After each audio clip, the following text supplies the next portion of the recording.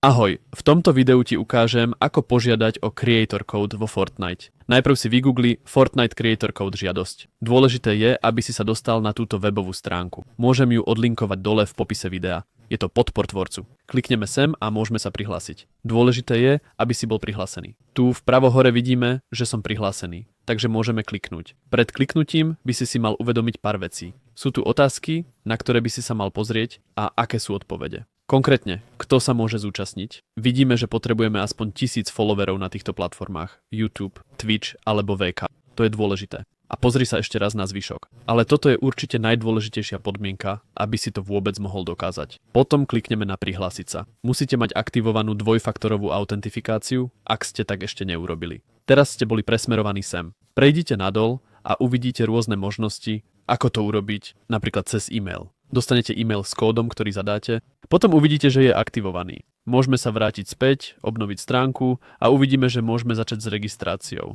Nebudem prechádzať všetky kroky, dôležité je, aby ste prepojili svoj účet. Začnime teda, prejdite nižšie na stránke. Samozrejme, všetko sme si prečítali a súhlasíme. Kliknite na odoslať. Toto je dôležitý krok. Musíte prepojiť svoj YouTube kanál.